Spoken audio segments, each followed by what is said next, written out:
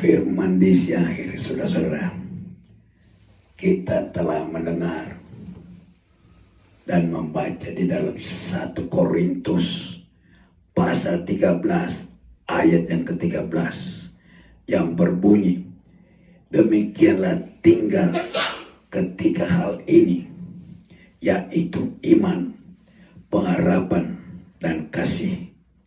Yang paling terbesar di antaranya ialah kasih.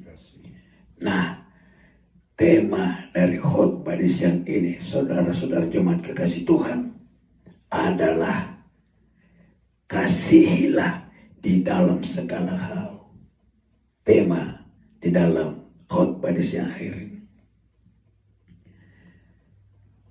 Nah, kita mengetahui Rasul Paulus sewaktu dia di kota Korintus, dia berkhotbah, dia memberitahukan mengenai hal-hal yang harus jemaat lakukan di sana. Dia katakan iman, pengharapan, dan kasih. Nah, mengapa dia katakan begitu? Karena di sini Rasul Paulus menunjukkan betapa kasih itu lebih besar daripada segala karunia. Yang dengannya dengan jemaat Kristus suka menyombong-nyombongkan diri dia, banggakan diri dia, angkuh diri dia, mengabaikan apa yang dimaksudnya kasih. Ini tidak boleh, saudara. Kita harus ada kasih di dalam hidup kita. Tuhan menghargai dan menekankan agar hidup kita bertindak di dalam kasih. Kita harus ada kasih, Tuhan. Kita harus ada kasih, saudara. Tidak mencari keuntungan sendiri.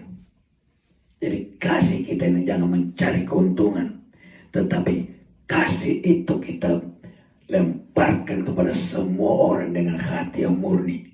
Karena kasih itu tidak ada batasnya. Kasih itu tidak berkesudahan.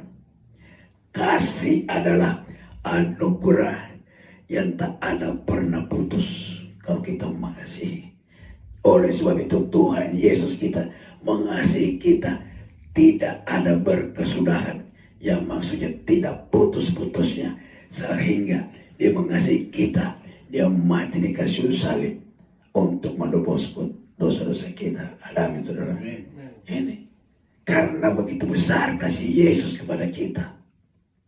Nah, ini yang ditekankan oleh Rasul Paulus.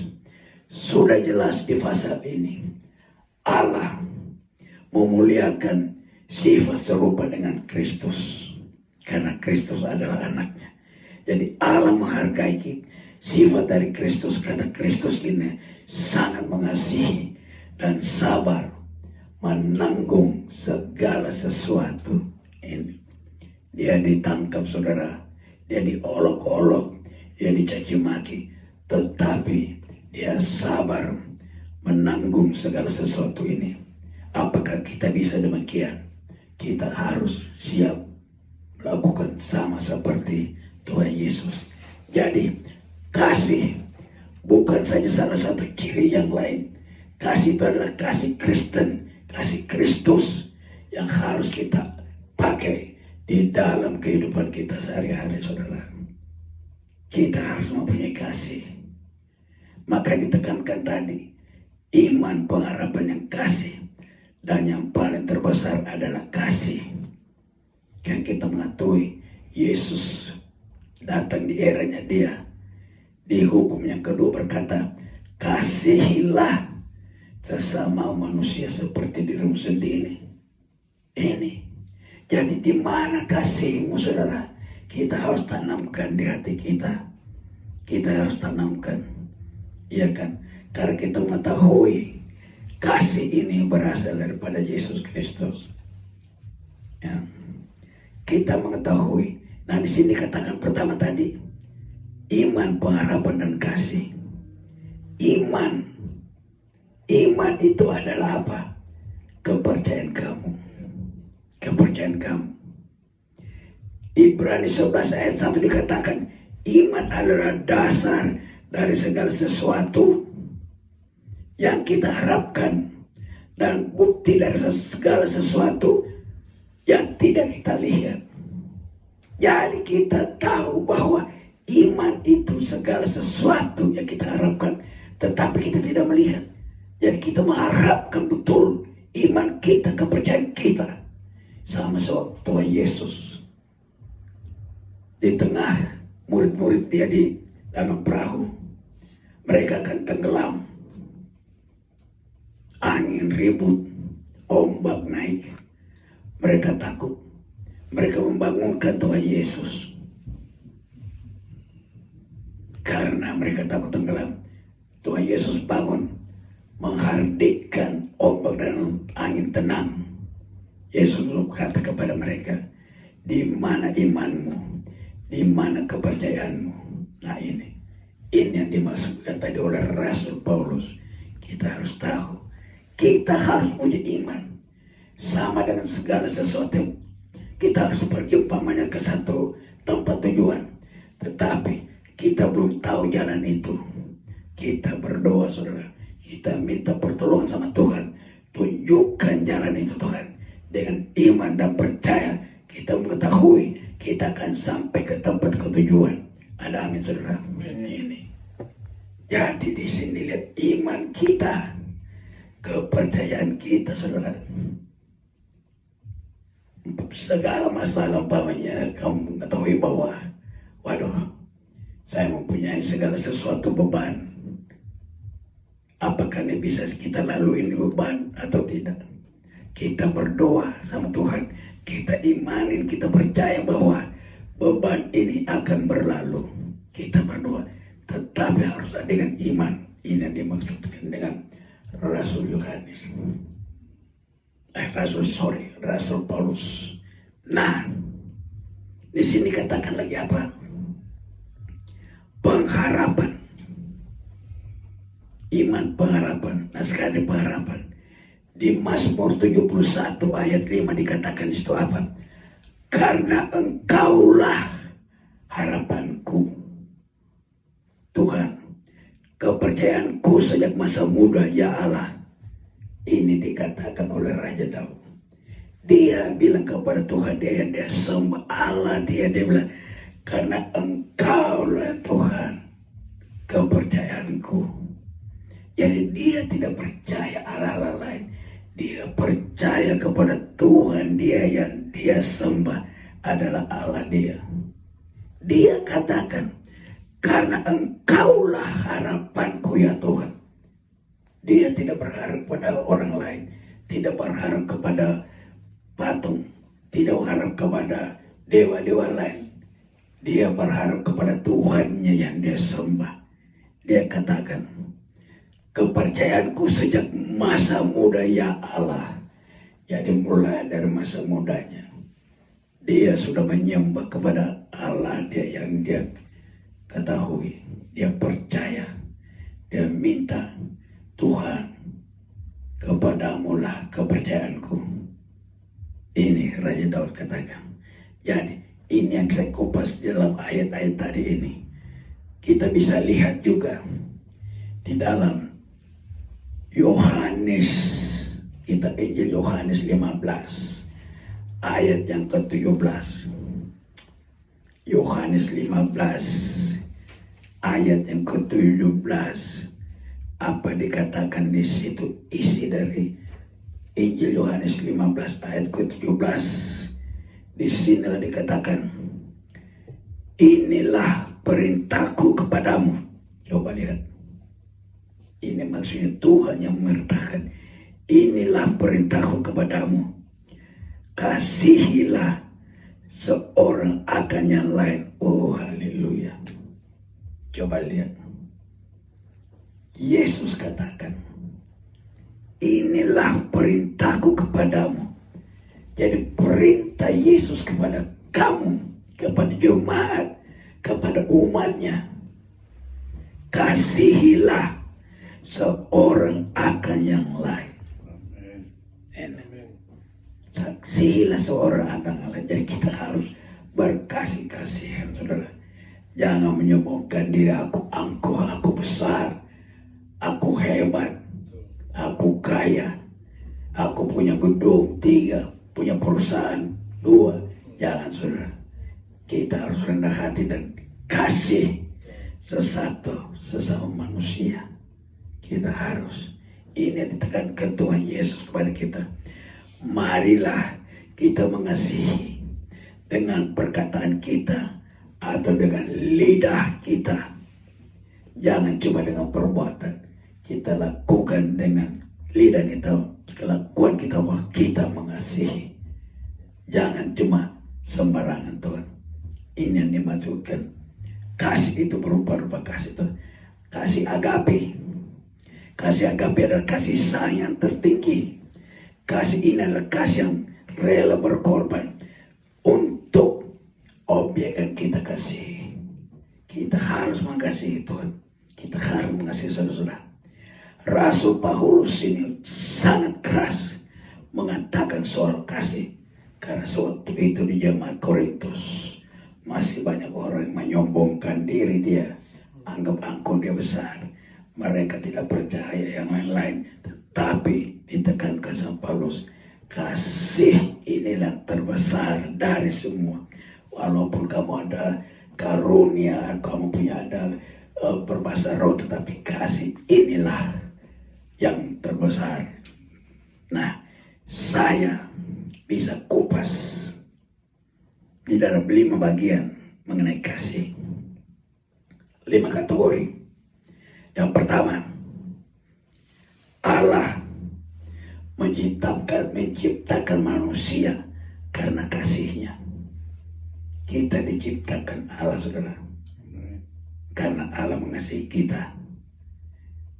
Nah, kita bisa baca di kitab Kejadian yang pertama. Kitab Perjanjian pasal pertama, pasal 27. Kejadian 1 ayat 27. Apa isi dari Kejadian 1 ayat 27? Di situ dikatakan, maka Allah menciptakan manusia itu menurut gambarnya. Coba lihat, kita diciptakan Allah sama rupa kita dengan Allah, saudara. Sama rupa kita dengan Tuhan Yesus. Dia katakan Allah menciptakan manusia itu menurut gambarnya. Setelah itu, menurut gambar Allah diciptakannya dia, laki-laki dan perempuan. Allah menciptakan, saudara. Karena apa? Allah mengasihi manusia. Ini yang menunjukkan kasih. Kita diciptakan laki-laki dan perempuan, saudara. Coba lihat. Karena apa? Dia mengasihi kita. Allah mengasihi kita. Yang kedua, kasih mampu menghalaukan pencobaan-pencobaan. Kasih. Di mana ayat itu? 1 Korintus 10 ayat 13. 1 Korintus 10 ayat 13. Di situ dikatakan apa? Pencobaan-pencobaan yang kamu alami ialah pencobaan-pencobaan biasa yang tidak melebihi kekuatan manusia. Sebab Allah setia, dan karena itu Ia tidak akan membiarkan kamu dicobai melalui kekuatanmu. Pada waktu kamu dicobai, Ia akan memberikan kepadamu jalan keluar sehingga kamu dapat menanggungnya. Coba lihat. Haleluya. Allah mampu menghalaukan percobaan-percobaan kita. Karena percobaan-percobaan kita itu adalah percobaan biasa. Ini Allah katakan yang tidak melebihi kekuatan manusia. Allah sanggup dan setia menghalaukan semuanya sehingga memberikan kamu jalan yang keluar daripada pencobaanmu. kita dilepaskan dari pencobaan-pencobaan kita karena Allah sangat mengasihi kita. Ini saudara. Nah, yang ketiga,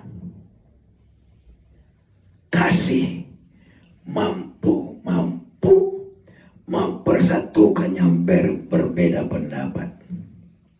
Coba lihat, kasih mampu mempersatukan yang berbeda pendapat.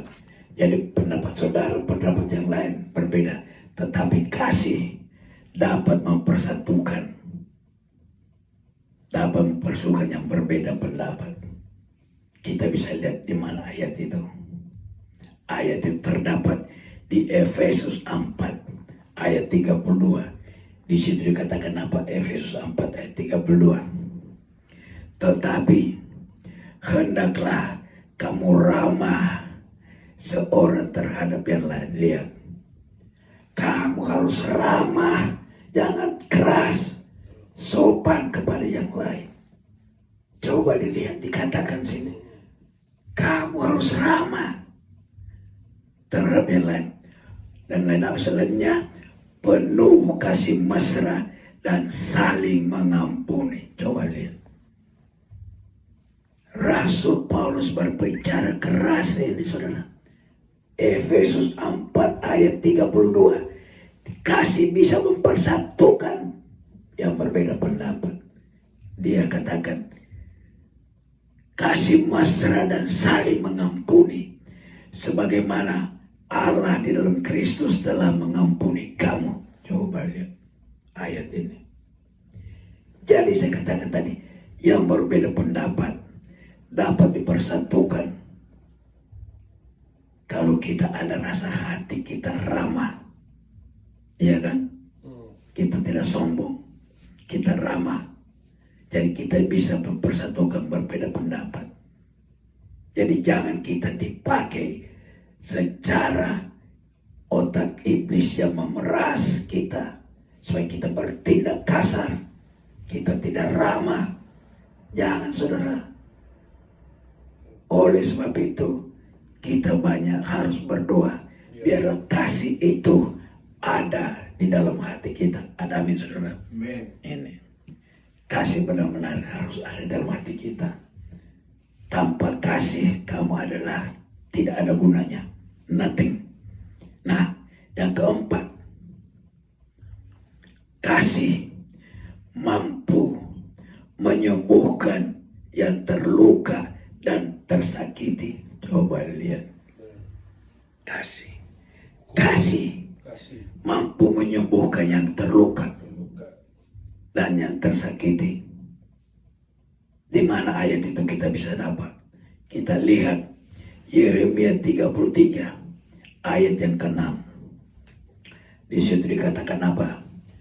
Sesungguhnya aku akan mendatangkan kepada mereka kesehatan dan kesembuhan. Oh, haleluya. Haleluya. Haleluya. Yeremia 33 ayat 6. Sesungguhnya aku akan mendatangkan kepada mereka kesehatan dan kesembuhan. Dan aku akan menyembuhkan mereka dan akan menyingkapkan kepada mereka kesejahteraan dan keamanan yang berlimpah-limpah. Haleluya. Diberikan kita berlimpah-limpah saudara-saudara. Ini lihat. Coba lihat kasih Tuhan kepada kita. Jadi kasih itu mampu menyembuhkan hati kamu yang luka, hati kamu yang pedih, penyakit kamu. Hati kita kalau kita senang, hati yang senang adalah obat. Coba, ini yang dimaksudkan di sini. Hati yang senang adalah obat.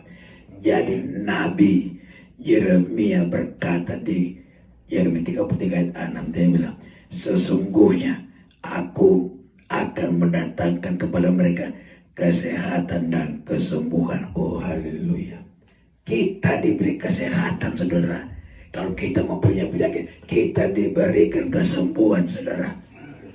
Janji Nabi Yeremia bilang ini. Coba lihat. Dan kuncinya di situ dikatakan apa? Dia akan memberikan kita kesejahteraan dan keamanan yang berlimpah-limpah. Coba lihat.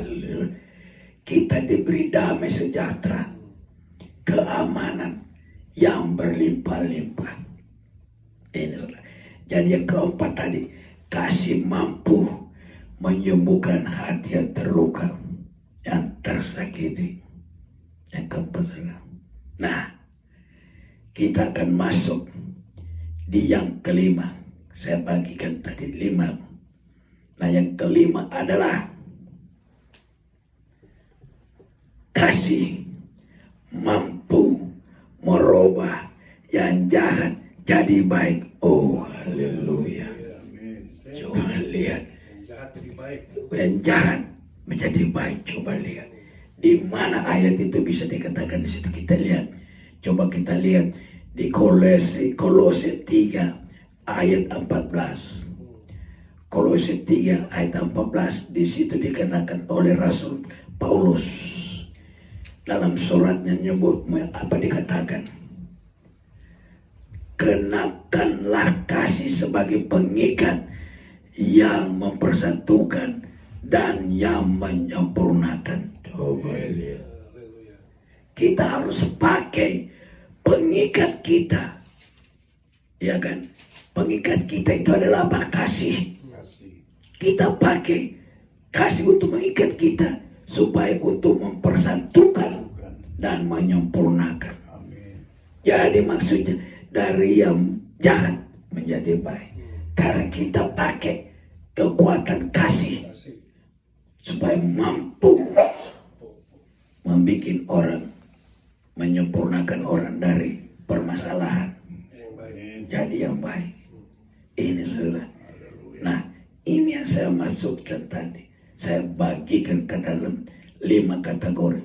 Karena kalau kita kenakan baju kita, hati kita dengan kasih, kita datang kepada orang itu, kita doa, oke, saya mengampuni kamu, kita mempersatukan kita. Karena kita ada kasih, lupakannya sudah terjadi. Kita mempersatukan dari yang jahat kepada yang baik. Ini saudara, kita harus rela, kita harus ikut firman. Jangan kita keras tengkuk, ya kan? Kita pikir kita ini segala-galanya besar. Jangan saudara. Karena apa kata Tuhan? Engkau yang meninggikan dirimu akan direndahkan. Yang merendahkan akan ditinggikan. Itu saudara. Kita harus hidup, haleluya. Ini saudara. Jadi kita harus tahu bahwa kita harus ada kasih di dalam tubuh kita. Kita harus ada kasih. Ini karena Rasul Paulus berkata di Kolose di sana kuat. Sebagai keluarga Kristen, kasih yang Tuhan berikan kepada kita, kita harus buktikan di dalam kasih kita berumah tangga, kasih kita kepada anak-anak, kasih kita kepada saudara-saudara kita, kasih kita kepada sahabat-sahabat kita. Ini yang Tuhan mau kita diajarkan oleh Tuhan Yesus. Kita diajarkan. Tuhan mau. Dan kita apalagi, dan kita diingatkan lagi tentang begitu pentingnya kasih Yesus kepada kita. Kita diingatkan. Itulah sebabnya tadi kan saya bilang Tuhan Yesus mengasihi kita dan mati di kayu salib untuk membayar dosa-dosa kita, saudara. Ada amin di sini. Amen. Ini. Jadi kita harus sadar. Kita tahu bahwa kasih Yesus itu kepada kita tidak ada batasnya dan tidak berkesudahan. Terus menerus Tuhan Yesus mengasihi kita. Oleh sebab itu kita harus sadar diri kita harus merendahkan diri sebagai macam mana Tuhan Yesus mati di kayu salib. Dia merendahkan diri dia. Dia tidak sombong, saudara. Dia sewaktu mati di kayu salib, dia tidak mengeluh. Dia tidak marah kepada saudara-saudara Romawi, dia tidak marah. Dia cuma mengeluh kepada bapaknya. Dia katakan apa kepada bapaknya? Bapa, ampuni mereka, karena mereka tidak tahu apa yang mereka perbuat. Ini yang dia mengeluh. Dia tidak sombong, dia merendahkan diri dia. Ini jadi kita harus hidup damai sejahtera seperti Tuhan Yesus mengajar sama kita, saudara. Nah, khotbah di siang hari ini, di ayat penutup dari khotbah ini saya ambil tetap di 1 Korintus 13. Yang tadi 1 Korintus 13 ayat 13. Tetapi sekarang penutup dari khotbah ini 1 Korintus 13 ayat 4 sampai dengan 5. Ayat 4 sampai 5. Apa dikatakan di situ? Dengar baik-baik, ini sangat penting untuk kita, saudara. Karena kita sebagai anak mengaku anak-anak Tuhan, kita harus tahu ayat ini. Ayat 1 Korintus 13 ayat 4 sampai 5. Yang pertama, ayat keempat, kasih itu sabar. Kasih itu sabar. Selain itu dikatakan murah hati. Coba lihat. Ia tidak cemburu. Ia tidak memegahkan diri. Dan tidak sombong. Coba lihat. Ini kunci dari khotbah di siang hari ini. Kasih itu sabar. Kita harus sabar. Saya katakan tadi, saudara-saudara. Dan tidak cemburu. Kita jangan ada rasa pikiran, rasa cemburu kita. Sama seperti kalau dia berhasil di dalam usaha dia. Atau dia kaya, kita cemburu. Kenapa kita tidak bisa seperti dia? Jangan, saudara. Masing-masing umat Tuhan, masing-masing kita ada porsi masing-masing. Dan jangan kita melihat dia lebih, kita kurang, kita cemburu. Jangan, saudara. Maka dikatakan kasih itu tidak cemburu. Dan kedua, ia tidak memegahkan dirinya dan tidak sombong. Amin. Lihat. Jadi kalau engkau sudah diberkati Tuhan, sudah diberkati Tuhan, sudah punya bisnis bagus, berhasil bagus, semua berhasil, banyak uang, apa yang kita sombong. Kita harus bersyukur kepada Tuhan. Engkau yang telah memberkati saya, Tuhan. Ini yang kita megahkan hati. Nah, selanjutnya di ayat yang kelima dia katakan apa? Ia tidak melakukan yang tidak sopan. Nah, jadi kasih tidak melakukan yang tidak sopan. Dan selain itu, tidak mencari keuntungan diri sendiri. Ia tidak pemarah dan tidak menyimpan kesalahan orang lain. Haleluya. Jadi kasih itu, saudara-saudara, kita harus jangan pemarah, ya kan? Jangan memegahkan diri kita. Jangan sombong, itu salah. Itu kita harus patut, harus menjaga. Nah, inilah khotbah di siang hari ini. Indonesian Ecumenical Church, temanya adalah kasih. Kasih, kita harus mempunyai kasih, saudara. Nah, jemaat kekasih Tuhan, berbahagialah jemaat kekasih Tuhan yang telah mendengarkan firman di siang hari ini, serta memelihara dan pakailah di dalam kehidupannya sehari-hari.